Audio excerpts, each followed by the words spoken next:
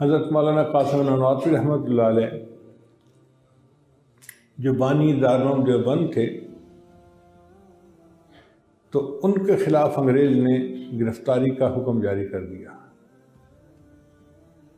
لوگوں نے کہا کہ حضرت اب آپ کہیں چھپ جائیں، چونکہ آپ کے تو وارنٹ گرفتاری جاری ہو چکے۔ حضرت ایک جگہ چھپ گئے۔ 3 دن کے بعد پھر مسجد میں لوگوں نے کہا کہ حضرت انگریز آپ کی جان کے درپے ہے اور اسے جہاں موقع ملا گرفتار کرے گا، پھانسی لٹکا دے گا، تو جان کا خطرہ ہے تو آپ چھپ جائیں۔ فرمایا کہ میں نے نبی علیہ السلام کی مبارک زندگی پہ نظر ڈالی تو مجھے غار ثور میں 3 دن کی روپوشی نظر آتی ہے۔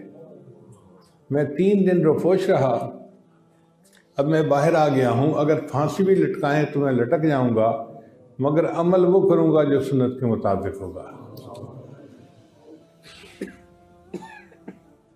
دارالعلوم دیوبند بن گیا تو درمیان صحن میں ایک باغیچہ سا بنایا گیا، اس میں حضرت نانوتوی رحمۃ اللہ علیہ نے ایک پودا لگوایا، اور پودے کی ہی بڑی فکر ہوتی، آتے جاتے مالی سے پوچھتے پہ وہ پودا چل رہا ہے نا، پانی دیا، اس کا خیال رکھا، اس کو خوراک دی۔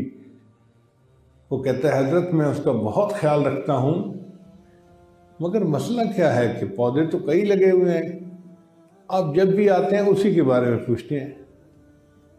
تو حضرت نانوتوی رحمۃ اللہ نے فرمایا کہ وہ گلاب کا پودا ہے، اور میں نے کتابوں میں پڑھا ہے کہ نبی علیہ السلام کے پسینے اطہر سے جو خوشبو آتی تھی، گلاب کی خوشبو اس کے سب سے زیادہ قریب اور مشابہ تھی۔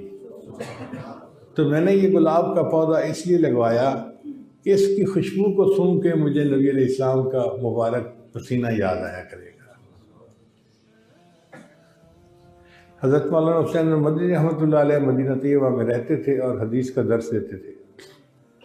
پھر وہاں سے واپس آ گئے انڈیا۔ انہوں نے دارالعلوم دیوبند کے اندر ایک کیکر کا درخت لگوا دیا۔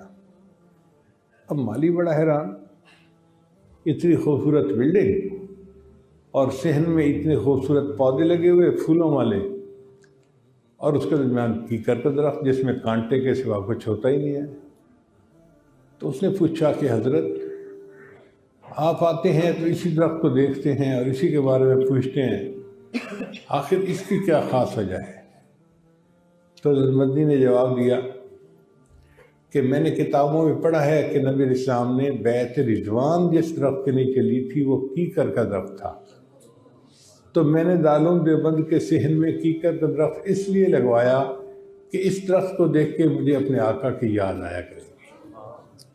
اس سے اندازہ لگائیں کہ ہمارے اکابرین کے دلوں میں نبی علیہ السلام کی کیسی محبت تھی، اور وہ کیسے ایک ایک عمل کو ان کے طریقے پر کرنا پسند کرتے تھے۔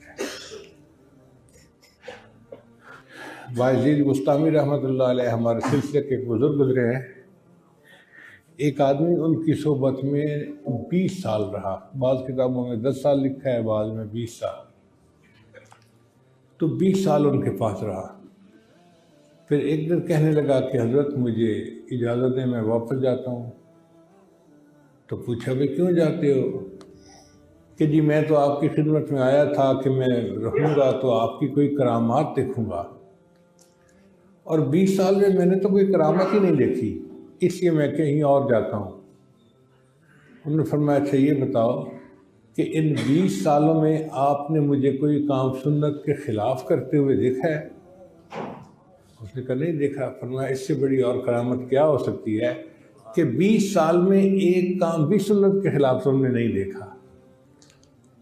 اس لیے الاستقامت فوق الکرامہ، جو سنت کی اس پر استقامت ہوتی ہے وہ کرامتوں سے زیادہ بڑی کرامت ہوتی ہے۔